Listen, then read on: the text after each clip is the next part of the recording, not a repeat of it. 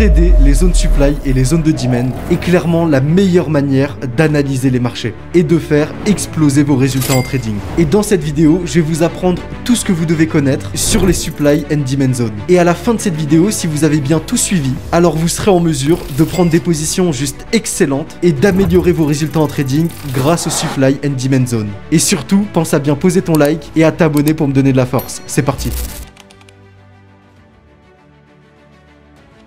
Et si vous comprenez le concept de supply-demand, alors vous allez avoir entre vos mains tout ce dont vous avez besoin pour effectuer des analyses techniques qui vous permettront d'être rentable en trading. Et dans cette vidéo, je vais vous dire tout ce que vous avez besoin de connaître et de comprendre sur les supply and demand zones que j'ai utilisées et expérimentées durant mes 8 années de trading. La première chose que vous devez comprendre, c'est que le marché, il est déterminé par les achats et les ventes sur le marché. Et la principale raison pourquoi le marché se déplace, c'est parce qu'il y a des gens qui achètent et des gens qui vendent des actifs des uns aux autres. Mais la chose la plus importante, c'est les traders institutionnels. Parce que sur les marchés, il y a deux types de participants. Les traders retail, les particuliers, nous, et les traders institutionnels, les banques, les fonds d'investissement, les hedge funds. Et en fait, nous, les traders particuliers, on représente seulement 4 à 5% du total du volume de transactions qu'il y a sur les marchés. Donc en fait, ceux qui font réellement bouger le marché, c'est les institutions. Et lorsqu'ils vont acheter, on va voir le marché monter à la hausse. Et lorsqu'ils vont vendre, on va voir le marché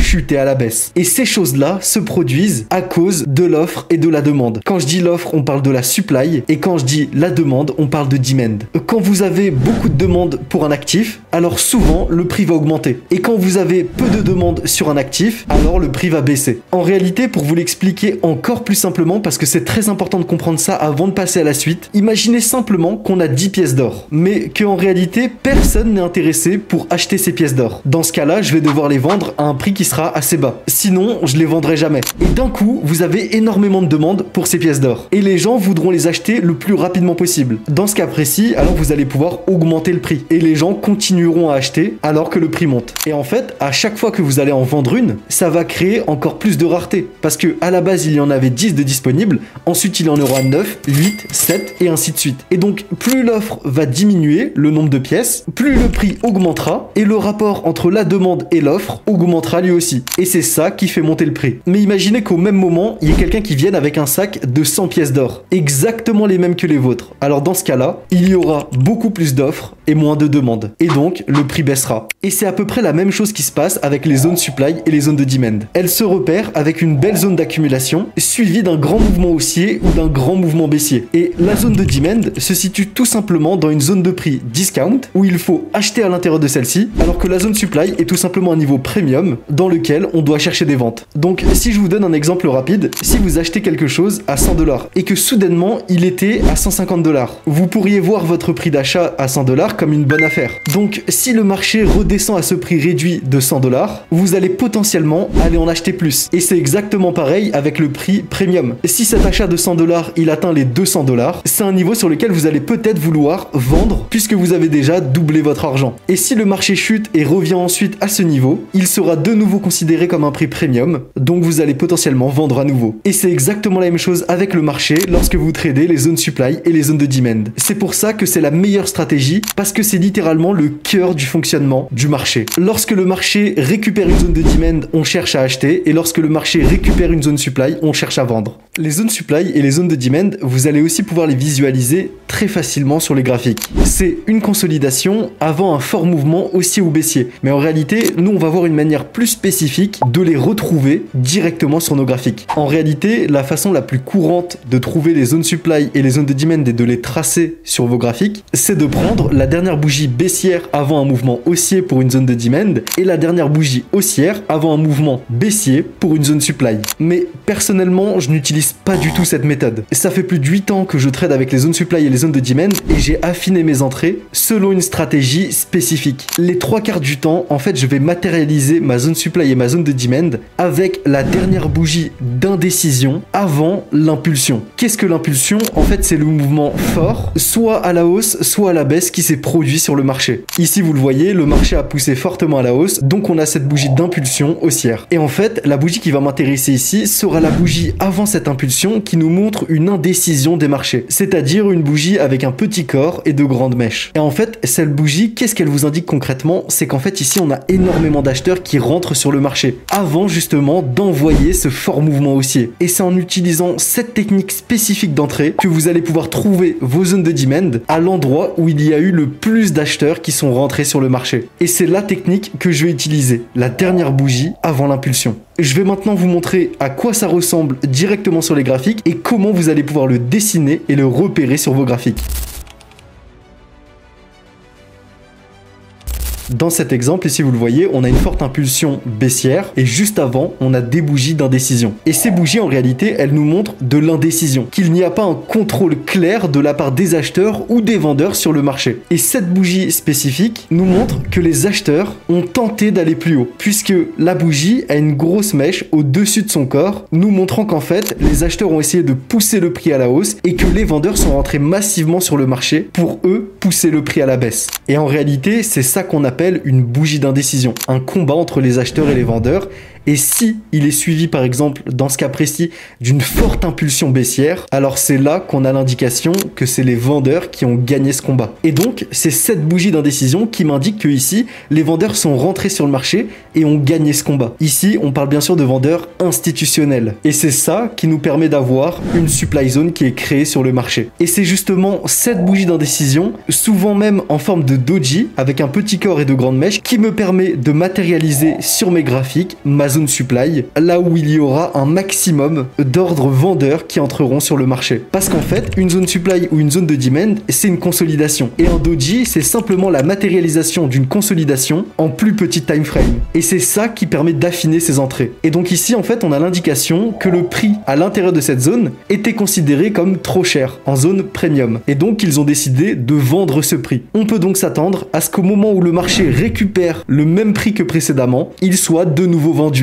Et c'est exactement ce qui se passe. Au moment où on récupère la zone supply, le prix est une nouvelle fois vendu et retourne chercher de nouveaux points bas. Et les zones supply sont simplement des zones où on cherche à vendre le prix, une zone de consolidation avant une forte impulsion baissière. Les zones de demand, elles sont simplement une zone dans laquelle on va toujours chercher des achats, une zone de consolidation avant une impulsion haussière. Et une des choses la plus importantes lorsque vous allez trader le concept de zone supply et de zone de demand, c'est de toujours être en phase d'adéquation avec le sens de la tendance. Et même si vous prenez des positions à contre-tendance sur un setup bien défini, il vous faut absolument comprendre la market structure. Dans cet exemple, vous le voyez, le prix se déplace en faisant des points bas de plus en plus bas et des points hauts de plus en plus bas. Et à un moment, le prix casse un ancien point haut, nous faisant ce qu'on appelle un change of character, ou alors un market structure shift, passant d'une structure baissière à une structure haussière. Ici, dans ce cas de figure, on va maintenant s'attendre à aller chercher des zones de demand pour prendre des positions à l'achat, en profitant de la continuation de tendance avec des points hauts de plus en plus hauts et des points bas de plus en plus hauts, afin d'entrer en position à chaque fois qu'un nouveau point bas plus haut que le précédent est créé, récupérant une zone de demand. Et dans ce cas précis, vous allez le voir à contre-tendance, toutes vos zones supply vont avoir tendance à être ignorées. C'est pour ça qu'on va toujours chercher à prendre position dans le sens de la tendance pour maximiser notre taux de réussite. Et quand vous êtes dans une tendance baissière avec des points bas de plus en plus bas et des points hauts de plus en plus bas, c'est exactement la même chose. Vous allez chercher à entrer en position sur des zones supply à chaque fois qu'un point haut plus bas que le précédent est créé sur le marché. On doit toujours considérer la tendance du marché avec les zones de déséquilibre lorsqu'on vient se positionner avec les zones supply et les zones de demand.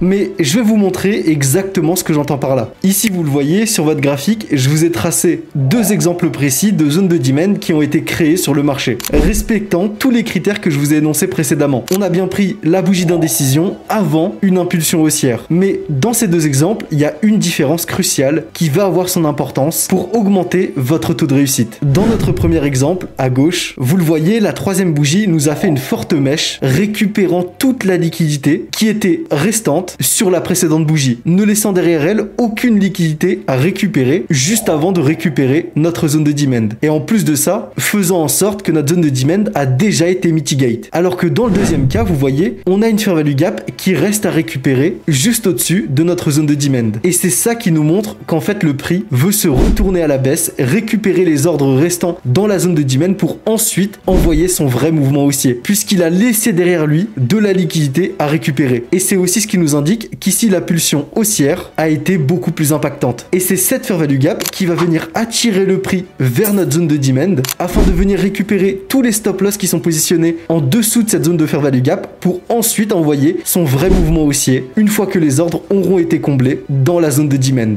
Et donc c'est l'un des critères que je vais regarder pour valider une zone supply ou une zone de demand. S'il y a eu la création d'une zone d'imbalance, d'une fair value gap lors de l'impulsion et si celle-ci a été immédiatement récupérée ou non. Maintenant, l'une des choses les plus importantes va être de mettre en adéquation les supply and demand zones avec la structure du marché. Et c'est ce que je vais vous expliquer dès maintenant. J'espère que tu as bien posé ton like et si jamais tu veux pousser ton apprentissage au niveau supérieur et pouvoir suivre mes positions et mes analyses grâce aux supply and demand zones, j'ai créé un groupe communautaire qui regroupe déjà plus de 25 000 traders dans lequel tous les jours je vous partage ma vision du marché totalement gratuitement. Et le lien se trouve directement dans la description. On passe à la suite. Maintenant, passons vraiment sur les graphiques pour tracer et trouver des zones de demand et des zones supply en adéquation avec toutes les confirmations que je vous ai expliquées juste avant et avec la market structure. Et je vais aussi vous expliquer comment rentrer en position sur ces zones supply et ces zones de demand et où aller prendre vos profits. Alors ici, vous le voyez, on se retrouve en 4 heures time frame sur le cours du gold face au dollar, le XAUSD. Et vous le voyez, la structure vient à l'instant de passer d'une structure baissière avec des points bas de plus en plus bas et des points hauts de plus en plus bas à une structure haussière en nous créant un market structure shift au moment où le prix est venu récupérer un ancien point haut, passant maintenant dans une structure avec des points hauts de plus en plus hauts et des points bas de plus en plus hauts. Et donc en créant maintenant des breakout structures haussiers. Et ici vous le voyez, si on vient marquer les zones supply, elles vont avoir très peu d'effet, voire aucun effet. Pourquoi? Parce que ici vous n'êtes pas en adéquation avec la market structure. Dans une structure haussière, vous allez toujours chercher des zones de demand, donc des achats. La première chose que vous allez faire ici va être de marquer chaque consolidation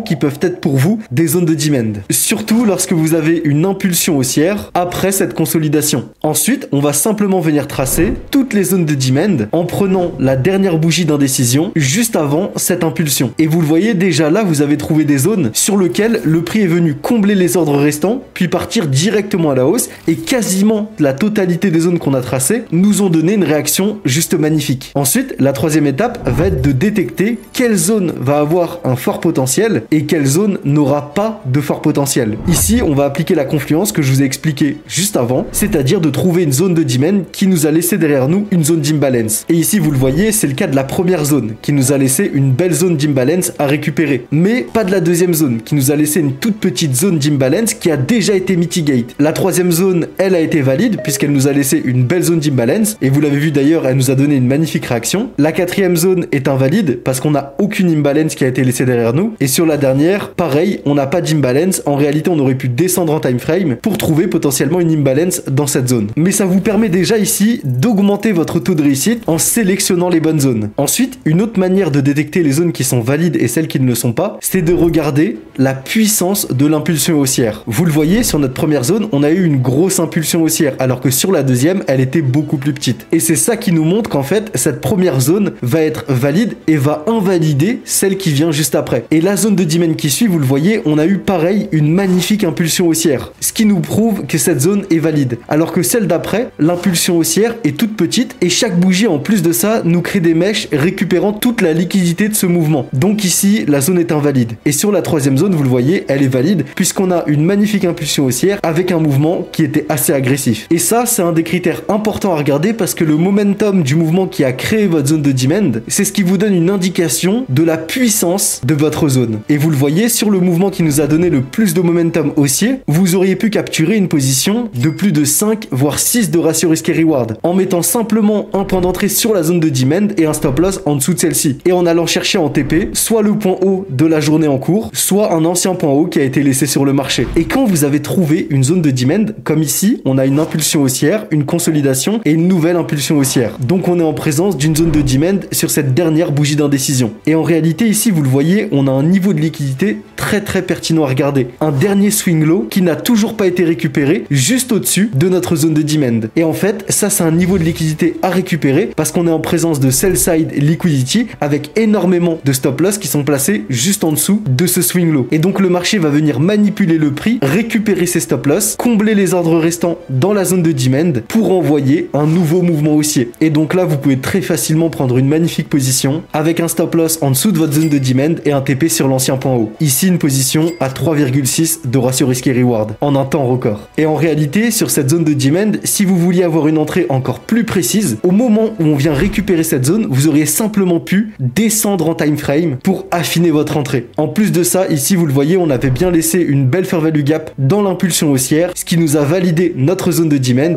avec ce swing low qui était à récupérer, cette sell side liquidity. Et la manière la plus simple pour vous d'aller chercher vos profits est tout simplement de détecter une zone supply qui a été laissée juste au-dessus. Vous n'allez pas utiliser cette zone supply pour re-rentrer en position à la vente, mais vous allez simplement l'utiliser pour prendre vos profits. Parce que comme je vous l'ai dit précédemment, on trade toujours dans le sens de la tendance. Et c'est cette simple stratégie qui vous permet de capturer une position à plus de 4 de ratio risque et reward, avec une extrême simplicité. Et c'est cette même méthode que vous allez répéter encore et encore. Par exemple, ici, vous le voyez, en bas de ce mouvement agressif, on a laissé une zone d'accumulation et une bougie d'indécision avant une impulsion haussière. On est en présence d'une zone de demand. En plus de ça, on a fait un market structure shift en cassant l'ancien point haut, ce qui nous amène donc à penser que ici on retourne dans une structure haussière et que donc on va utiliser cette zone de demand pour rentrer en position et aller chercher nos profits sur la zone supply à la base de ce mouvement agressif baissier. Vous allez pouvoir définir en première target l'ancien point haut qui aura été laissé, qui sera votre swing high, et en target final, votre zone supply. Et une nouvelle fois, cette simple stratégie vous permet de prendre une position à plus de 4 de ratio risque et reward, avec une précision chirurgicale.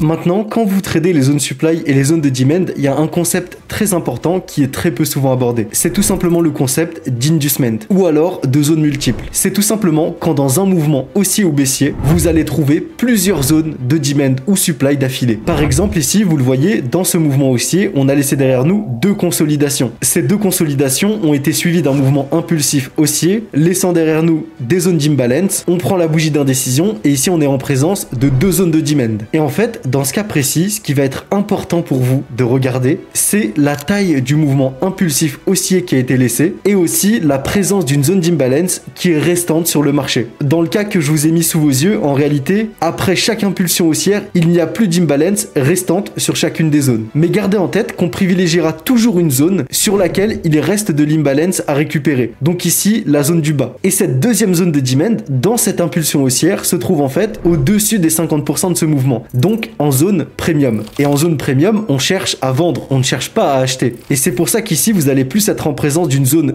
d'inducement, c'est-à-dire un piège sur lequel énormément de personnes vont vouloir acheter ce niveau, alors qu'en fait, le prix va manipuler pour récupérer tous les ordres restants et tous les stop loss juste en dessous des anciens points bas de ce niveau qui nous forme une zone support, avec des stop loss juste en dessous de cette zone support. Et en réalité, cette liquidité à récupérer va attirer le prix vers votre vraie zone de demand.